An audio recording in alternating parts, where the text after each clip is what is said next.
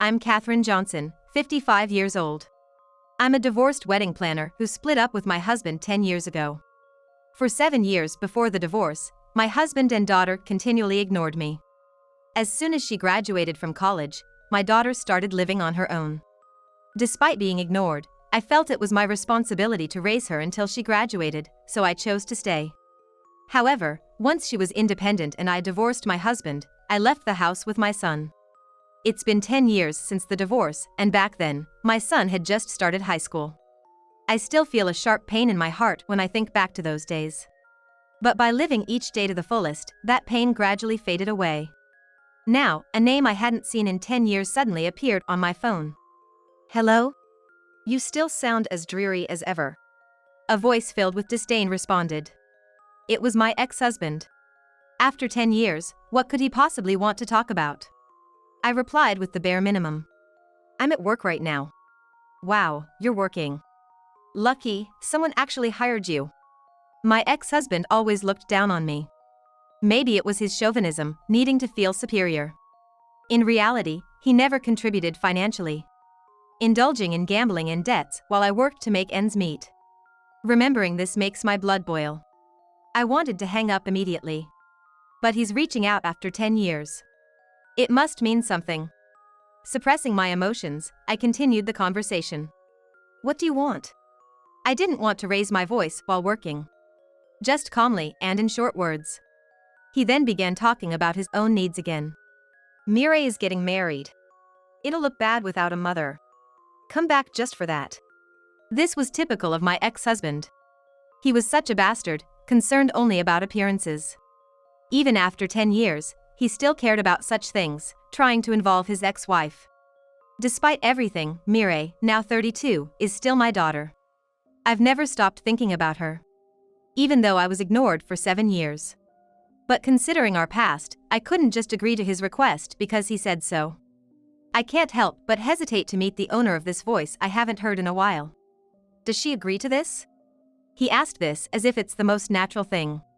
What kind of person is this man who demands this as if it doesn't matter? What? Agree to what? Does she agree to have your ex-wife, whom you ignored and divorced, attend their wedding? Does this man really not understand? His response made everything clear. Can't you just listen to me? A divorced couple attending their daughter's wedding sounds quite good, doesn't it? He was still obsessed with keeping up appearances. To him, a former couple attending an event together was probably nothing out of the ordinary. While I was calmly thinking about this, he struck another blow. "You must be working as a regular employee by now, right? Well, during our marriage, I supported you financially. It's only fair you contribute to Mireille's wedding expenses." What?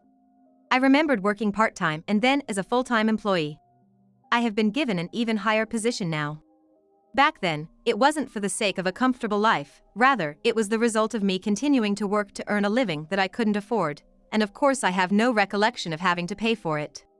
I don't mean to complain now, but I can't even say a word at how much his memories are being altered for his own convenience. Discuss the money directly with Mireille. I'm busy too. It all came down to public image and money for him. Even now, these conversations bring back painful memories. Shortly after we got married, I found out about my ex-husband's love for gambling. He earned a salary, but it never made its way home. The debts kept piling up without me realizing. While I was working hard to support our family and raise our kids, he accused me, "All you care about is money, you don't care about me." He started coming home reeking of perfume, not bothering to hide or make excuses for his affairs. It seemed like cheating was just inevitable for him. It's all in the past now. Not a pleasant memory, but I try to move on. Trying to change the subject, I take a deep breath and ask him over the phone.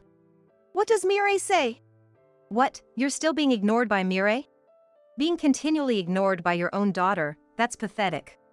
He said mockingly, laughing as if he was enjoying this. Talking to this man wouldn't lead to anything productive. "I'll talk to her directly." "You should. I hope Mireille talks to you normally." He replied with a snicker and abruptly ended the call. I let out a deep sigh and turned my phone back on. On the day, I arrived early at the waiting room and sat down alone. Suddenly, the door opened and I heard footsteps I'd recognize even after 10 years. They stopped right in front of me. Why are you sitting here? What? There's no place for a mother who abandoned her child. His unnecessarily loud voice echoed in the small room. What do you mean? You heard it from Mireille, didn't you? What? There's no seat for a mother who hasn't properly talked to her daughter for 17 years. You're not wanted here. His words, spat out with a triumphant laugh, were predictable. I could imagine his expression without even looking. He must have been picturing a mother rejected by her daughter, after hinting at a joint appearance by the divorced couple over a phone call after 10 years. Such a typical move of his. Unaware that I'm thinking this, he continues his verbal attack, but inside, I can't stop laughing. Suppressing my emotions, I respond solemnly. I was just so curious. What? I was so curious, I just had to come. What? You're curious about your daughter's wedding after being ignored for 7 years and out of touch for 10? He says, laughing. Man, are you some kind of masochist? I paid some money, so let me have a peek. No way. Mireille doesn't care about you at all. You're just a wallet. He laughed uncontrollably, holding his stomach. Amidst his laughter, I asked him. Hey. What? What time is it? What? It's 11:30. Wasn't the ceremony supposed to start at 11? What? Even my ex-husband seemed to question why we were 30 minutes late. He started messaging Mireille. I've sent Mireille a message, just waiting for a reply now. He said, flopping onto a sofa. After a while, there was a soft knock. My ex-husband responded gruffly, and 2 figures slid into the room. Mireille and my son Ethan. My ex-husband, looking puzzled, addressed them. Mireille, why are you dressed like that? Mireille, who should have been dressed as a bride, was wearing a regular dress. Ethan, too, was casually dressed in a jacket and pants. And there I was, in my plain pantsuit. Looking baffled, my ex-husband asked Mireille with a blank expression the same question again. Mireille casually replied, What are you talking about? My wedding's already over. What? The wedding's over? Yes. What do you mean it's over? I don't understand. It's over means it's over, just like that. Right, Mom? Mireille said, smiling at me.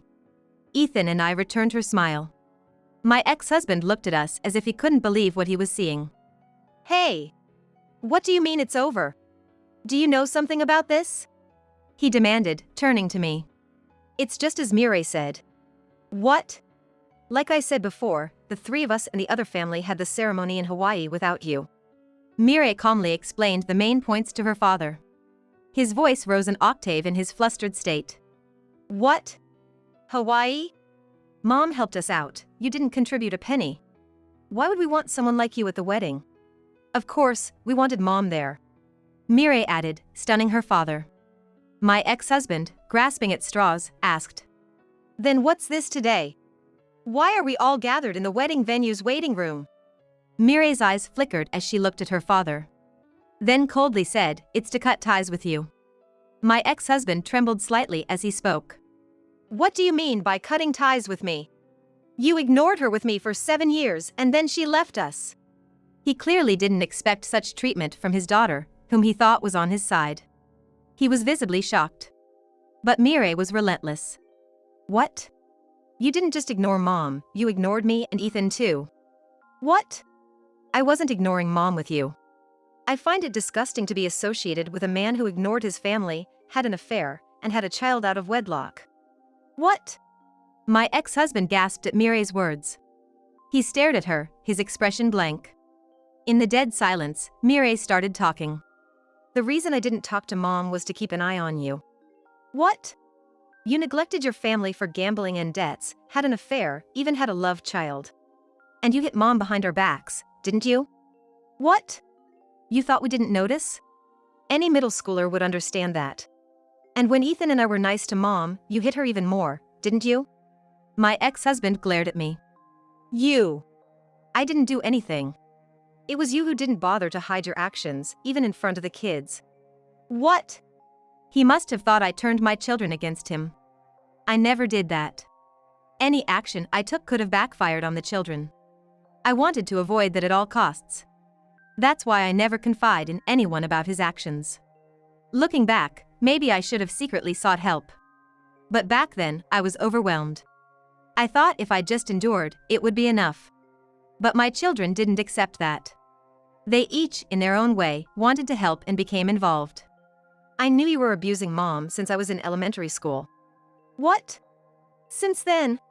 You might have thought we were asleep, but your loud yelling woke us up, whether we liked it or not. What? But as an elementary or middle schooler, there was nothing I could do. So, I decided once I was in high school, I'd save Mom. I ignored Mom to keep an eye on you. I thought if you had an ally, you wouldn't dare hit Mom. So, to protect Mom, I decided not to talk to her. She knows that. What? She knows? It was a strategy we all came up with. What? He hadn't expected us to be in cahoots. His face turned pale and twisted. I wonder what my children are thinking. Ignoring that, Mireille continued. I pretended to be on Dad's side to keep him in a good mood for safety. In exchange, I made sure Ethan was always with Mom. In case you tried to hit her, Ethan, being a boy, could protect her. What? Ethan was just an elementary or middle schooler back then. He couldn't have stopped me. My ex-husband's words made me chuckle. What are you laughing at? Nothing. Just contempt? Disgust? Thinking about how you're always bluffing. What? See, you always get worked up so easily. You were always afraid of Ethan, right? Because he could see through you and shut you down with his words, even when he was little. What? I knew you avoided Ethan as much as possible. You were running away from him, even though he was just a kid, because he was smart. My ex-husband blushed in embarrassment and clammed up. That's why. I stayed by your side, and Ethan stayed with Mom. That way, you'd never dare lay a hand on her. I never realized that. He was visibly shocked. Mireille spoke ruthlessly to him. Well, of course. What? You became more and more of a stranger, finding your place elsewhere. You were so oblivious, you didn't even see your own family, did you? Remembering that time doesn't hurt me anymore. But Mireille's words started to blur my vision. Ethan gently touched my shoulder and continued. Dad. What? About what we talked about earlier, the affair and having a child. You're not denying it, huh? Well, even if you denied it, it's the truth, and there's nothing you can do about it now. Why are you bringing this up? My ex-husband could only give a vague response to Ethan's unexpected turn in the conversation, and Ethan pressed on. Did you know I was working a part-time job in high school? Part-time job? You didn't know, huh? Mireille was working part-time too. What? Some dad was never home, never put money into the household, just messing around. We both had to work part-time in high school to help Mom. I didn't know. Of course, you didn't. As I said earlier, you never really saw us or Mom. So you didn't notice that Mireille was fooling you. My ex-husband fell silent at Ethan's words. And I worked in the kitchen of a restaurant, you know. You used to come there a lot with a woman. What? Sometimes during the day, sometimes at night. You brought a little kid with you too, right? What? That's your love child, isn't it? What? You'd loudly say things like this kid's gonna grow up to be handsome like me and stuff. It was so embarrassing. No. Nobody wants to be like you. Ethan snorted. He had no idea his son had seen him cheating and even seen his love child. My ex-husband started sweating and breathing shallowly. While glancing at him, I casually asked, how are May and Ken doing? I threw out names he probably didn't expect me to know, and he gasped. How did you? How? Do you want to know? What? After we divorced, it might not have been a big deal for you, but I had to go through a lot of paperwork. It's impossible not to notice, especially since you acknowledged them. My ex-husband was silent again. I didn't feel disappointed anymore, but I wondered if he thought he could hide it by keeping quiet. Eventually, when he's gone, all sorts of issues will fall on the children due to inheritance. Regardless of the divorce, the children are still related to him by blood, and so is the child he acknowledged. He probably never thought that far as a parent. Well, I knew it, but it was still a shock. You never thought about me or the kids. My ex-husband remained silent, no matter what was said. Was he really unable to say anything after all this? Pinned under the gaze of the three of us, my ex-husband didn't even try to make excuses, maybe due to his useless pride. I knew it. But still, what was he thinking during all those years of marriage, of family life with us? He probably thought the onslaught was over. He let out a breath, relaxing his shoulders. But he wasn't let off so easily. And on top of that, you were begging that woman for money too, weren't you? Are you just terrible? Ethan said with disgust. What? What are you talking about? Not what are you talking about. You're even messing with the company's money now. Mireille's unexpected words made him freeze as he stared at her. Don't say it's a lie. I didn't do that. Really? Still playing dumb? You can't escape this. What are you talking about? Where's the proof? His red-faced shout echoed in the room. Ethan doused his fire with a cool reply. What? You left evidence everywhere, blatantly in the company's books. What? His face was drained of color. The financial audit of your company is being handled by my husband. Mireille added. My ex-husband lost all expression, probably never imagining the man he thought he'd congratulate today as Mireille's husband was the one exposing his embezzlement. I was shocked when I heard it too.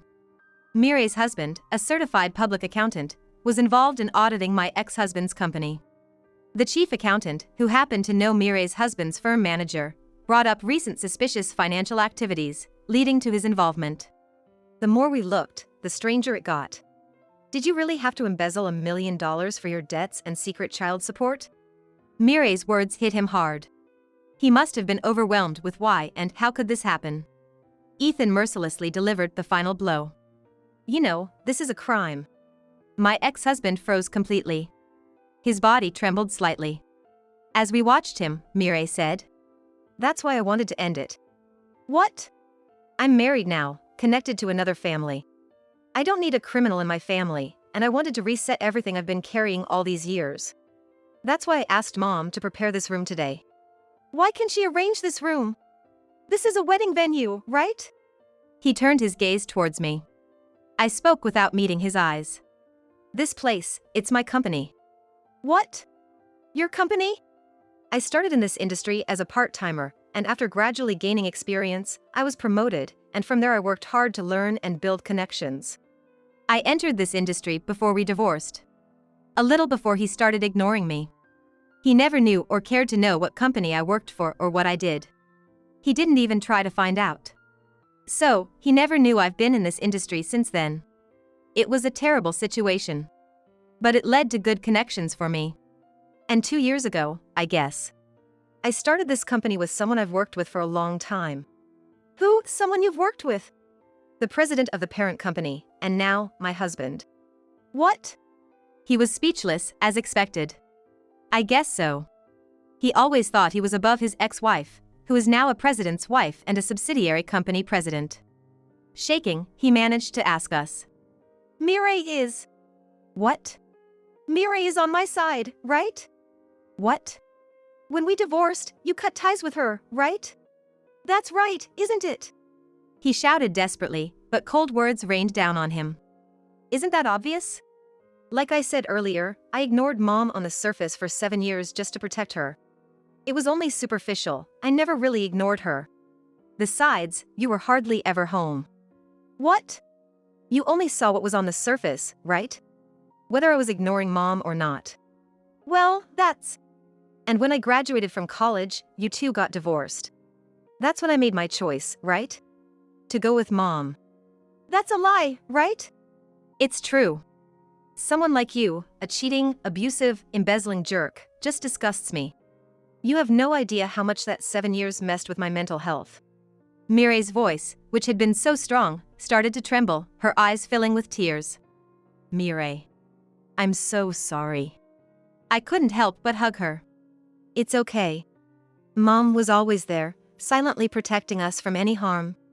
Taking on everything, standing strong in place of a deadbeat dad who wouldn't contribute or even come home. Mireille hugged me back, her arms trembling, sobs echoing against my back. Ethan gently rubbed our shoulders, saying, Anyway, Dad, you're busted. What? Actually, I'm involved in that audit too. What? I'm a certified public accountant now, working under Mireille's husband. You mean, you're with her husband's firm? Yep, so I know all about your dirty deeds. I've been looking back, and it's been going on for quite a while, hasn't it? It's more than just $1 million, right? What? Really? Well, what you spent it on isn't my concern, but the fact you used someone else's money doesn't change. My ex-husband fell silent. At that, I pulled out my phone and quickly sent a message to my husband.